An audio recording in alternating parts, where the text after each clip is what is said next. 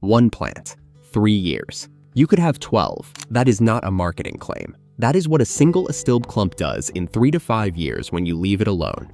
4 to 12 divisions, all free, all identical to the original, all ready to move anywhere in your garden you want them.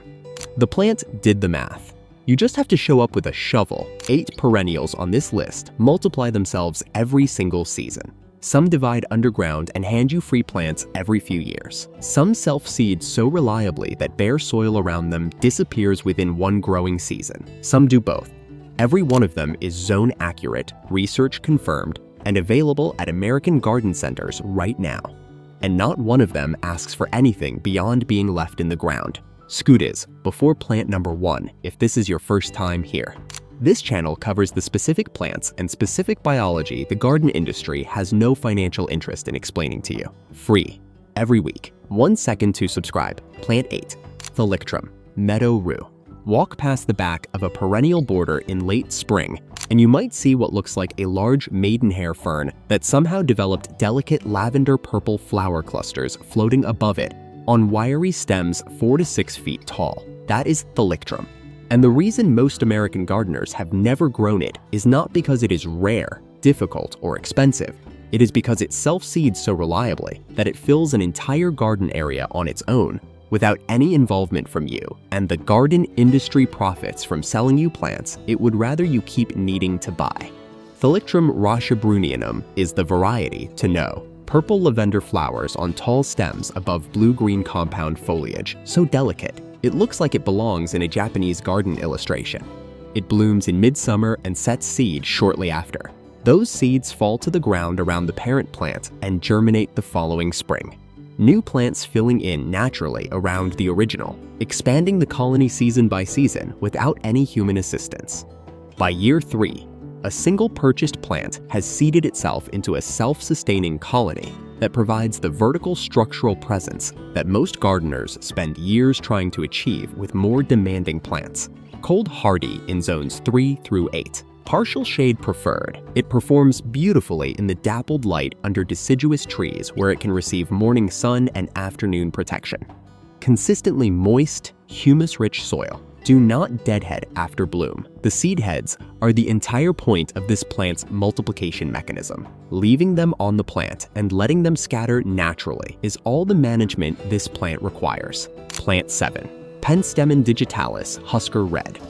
There is a native American wildflower with maroon burgundy foliage that holds its color from spring emergence through fall. White tubular flowers in late spring attract every hummingbird and bumblebee in range. And after the bloom period finishes, the seed heads remain on the plant and shed their contents into the surrounding soil over fall and winter, producing a ring of new self-seeded penstemon seedlings around the parent plant the following spring. Husker red was named the Perennial Plant of the Year in 1996 by the Perennial Plant Association. It has been performing in American gardens for 3 decades.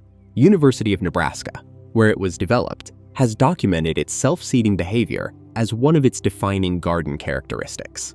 Plant 1 Husker red penstemon in a well-draining, full sun spot, and within 2 seasons you have a self-generating colony expanding outward from the original. Within 3 seasons, self-seeded offspring are appearing in the adjacent gravel path, the lawn edge, the neighboring bed. Any piece of open soil within range of the parent plant becomes a potential seeding site. Cold hardy in zones 3 through 8. Full sun is essential for the deepest burgundy foliage color and maximum bloom production. Well-draining soil. Penstemon does not tolerate wet roots through winter, and that is the single condition most likely to kill it. Do not cut back the seed heads after bloom. Leave the entire plant standing through fall and let the seeds scatter naturally. Cut back to ground level in early spring as new growth begins to emerge. Transplant self-seeded offspring in early spring before they establish deep roots. They move easily at the seedling stage and resist transplanting once established. Subscribe to this channel right now if the information on this list is not something you are finding on your own. This is here every week. Specific biology, specific zones, specific care. Free. Hit subscribe. Plant 6. Monarda Jacob Cline. Bee balm. The spreading habit of bee balm is so aggressive that most garden advice on the internet is about how to control it. That framing is backwards for gardeners who want more of what they already have. Monarda spreads by underground rhizomes, horizontal root stems that advance outward from the parent plant, producing new shoots as they go. A single Jacob Cline planted this spring will be a 3-foot wide colony by fall. By its second spring, it has pushed to 4 or 5 feet in every direction. Within 3 seasons, it has filled a significant garden space entirely on its own. Jacob Cline is specifically the variety for American gardeners because it was selected for powdery mildew resistance, the single failure point of older bee balm varieties. The vivid scarlet red flower heads bloom from July through September and are visited by ruby-throated hummingbirds from the day they open. The fragrant aromatic foliage is deer resistant. The plant is cold hardy in zones 3 through 9.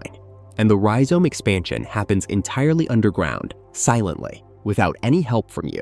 The colony simply growing outward each season while you do nothing. Divide the expanding colony every 2 to 3 years to maintain vigor and to harvest free divisions for other garden spaces. Dig sections of the outer rhizome growth in early spring, each section with a few shoot nodes attached, and replant immediately. The divisions establish within days and are blooming by mid-summer of their first season. Full sun produces maximum bloom production. Partial shade is tolerated, but reduces flower density significantly. Cut back to 6 inches after frost and the colony returns the following spring, larger than it was the year before. Plant 5, Liatris spicata. Blazing star. Most gardeners who have grown Liatris think of it as a static plant. You buy a corm, it produces flower spikes. It comes back the following year. What they have not noticed is happening underground. Each Liatris corm produces additional cormlets around its base over the growing season. Those cormlets mature and produce their own flower spikes the following year. The original plant also self-seeds, distributing new plants into surrounding soil. These two multiplication mechanisms, working simultaneously, mean a single Liatris planting expands both by vegetative spread from the base and by seed spread into the surrounding area.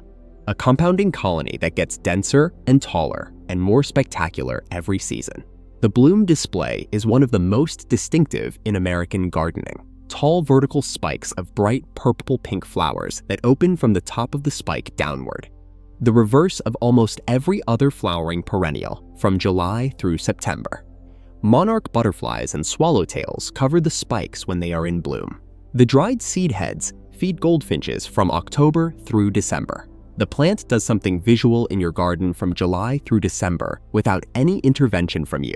Cold hardy in zones 3 through 9. Full sun essential. Well-draining soil. The corm's rot in wet winter conditions and drainage is the critical variable for long-term survival. Do not divide more frequently than every 3 to 4 years. Let the colony establish fully before harvesting cormlets. When you do divide, separate the outer cormlets and replant them 4 to 6 inches deep. Each one produces a full blooming plant in its first or second season. Plant 4. New England Aster. Symphyotrichum novae Angliae. In September and October, when the American garden has largely given up, New England Aster opens one of the most vivid purple to magenta bloom displays available to the home gardener. The timing alone makes it valuable, but the multiplication behavior is what puts it on this list. New England Aster spreads by rhizome, producing an expanding clump that can be divided every 2 to 3 years into 4 to 6 sections. It also self-seeds into surrounding soil, producing seedling colonies around the parent plant that fill bare areas naturally without any planting on your part. The University of Maryland Extension identifies it as one of the most important late-season native plants in the eastern United States for pollinator support. And its 2 simultaneous multiplication mechanisms make it one of the easiest plants in American gardening to spread for free. The variety Purple Dome grows to only 18 inches, significantly more compact than the standard species, which can reach 4 to 5 feet and require staking. Alma Potchki produces vivid hot pink flowers. Harrington's pink delivers soft clear pink on plants that stay upright without staking in most garden conditions. All of them produce the same self-seeding, rhizome expanding multiplication behavior. All of them are cold hardy in zones 3 through 8. All of them bloom September through frost, providing nectar for migrating monarch butterflies at the exact moment when most other garden plants have stopped. Full sun, average to dry soil, excellent drainage. Pinch the growing tips back by half in early June to produce more compact, better branched plants with more bloom sites. Divide in spring every 2 to 3 years to maintain vigor. Plant self-seeded offspring wherever you need fall color. The garden center charges you once. The plant provides every subsequent specimen at zero cost. Plant 3, Gaillardia, blanket flower. The common name comes from the plant's habit of blanketing an area over time, self-seeding into every available patch of open soil within range of the original planting. Plant 1 blanket flower in a sunny, dry, poor soil bed, and within 2 growing seasons, you will have more than you planted. The seeds are produced in large numbers on the rounded seed heads that follow each bloom, and they germinate readily in the lean, well-draining conditions the parent plant prefers. This is a plant that does not just tolerate poor soil, it actively performs better in it, which means the self-seeded offspring thrive in the exact conditions where the parent thrived. Gaillardia blooms from early summer through hard frost, one of the longest continuous bloom windows of any garden perennial. The red, orange, yellow daisy flowers with their distinctive banded color pattern are impossible to mistake for anything else. Arizona Sun was named the All-America Selections winner for its dwarf compact form and exceptional heat tolerance. Grandiflora varieties produce the classic large flowered display on taller stems. Kobold is a compact red variety that self-seeds true to type with consistent color across the offspring. Cold hardy in zones 3 through 9. Full sun essential. Partial shade reduces bloom production significantly. Poor, sandy, or lean soil produces more compact, more floriferous plants than rich amended garden beds. Do not deadhead if you want self-seeding. The seed heads must mature and scatter to produce the colony expansion. Cut back the entire plant by 1/3 in midsummer to encourage a second flush. Divide every 2 to 3 years in early spring to maintain vigor. The divisions are identical to the parent and establish rapidly. Plant 2, Cardinal flower, Lobelia cardinalis. The almanac confirms what every gardener who has grown this plant eventually discovers. Cardinal flowers self-sow readily and produce offsets that can keep plant colonies going for decades. This is a plant with 2 simultaneous multiplication mechanisms. The parent produces basal offsets, rosette clusters at its base that develop their own root systems, while simultaneously self-seeding into surrounding moist soil. The offsets perpetuate the colony vegetatively with offspring identical to the parent. The seeds introduce genetic variation that fills nearby moist areas with new flowering plants. Combined, these mechanisms mean a cardinal flower planting in the right conditions expands continuously decade after decade without any replanting. Fine gardening the visual impact is the reason to start with this plant in the first place. 4-foot spikes of tubular scarlet red flowers from midsummer through early fall. The University of Wisconsin Extension documents that ruby-throated hummingbirds are the plant's primary pollinators. The tubular flower geometry matches the hummingbird beak so precisely that the plant and the bird effectively co-evolved for each other. Swallowtail butterflies and bumblebees also visit the flowers continuously through the bloom period. Cold hardy in zones 2 through 9. Consistently moist to wet soil. The plant evolved in stream banks, marsh edges, and low wet woodland areas and performs best where moisture is reliable. Full sun to partial shade. Do not cut back the flower spikes after bloom. The seeds must scatter naturally to continue the self-seeding colony. Remove the offsets from the base of the parent plant in fall, pot them separately or transplant directly, and each produces a full flowering plant the following season. Plant 1, Astilbe. 1 plant, 3 to 5 years, 12 free plants, confirmed by Gardener's Path, documented by Gardening Know-How, and demonstrated in shade gardens across every growing zone in America. A large enough Astilbe clump can be divided into a dozen daughter plants, each one capable of producing the same feathery plume flowers in white, pink, red, lavender, and coral that make Astilbe the most requested shade perennial in American gardening. Complete gardening the multiplication mechanism is simple. Astilbe spreads by rhizome, producing an expanding clump that grows outward from the crown over 3 to 5 years. When the clump becomes dense enough that the center begins to decline, it is telling you it is ready to divide. Lift the entire clump in early spring or late fall. Separate into sections with 3 to 5 growth eyes each. Replant each section immediately. You now have 4 to 12 plants where one used to be. None of them cost anything. All of them will be blooming by their second season. The shade garden application is specific and significant. Most flowering perennials require sun. Astilbe requires shade. The moist, humus-rich, partially shaded conditions under deciduous trees along north-facing fence lines in the deep corners of the yard that defeat sun-loving plants. In those conditions, a single Astilbe purchase in year 1 becomes a complete shade garden planting by year 5 through division alone, at 0 additional cost, cold hardy in zones 3 through 9, partial shade to full shade.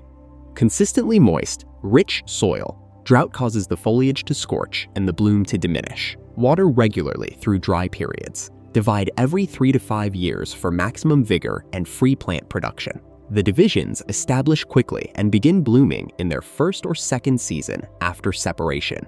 Here is the math the garden center never shows you. 8 plants, 1 initial purchase each, 3 to 5 years of natural multiplication. You could have 4 to 12 Astilbes from that first one. A dozen cardinal flower offspring across a decade. Penstemon seedlings in every open soil gap within range. Liatris cormlets producing new spikes every season.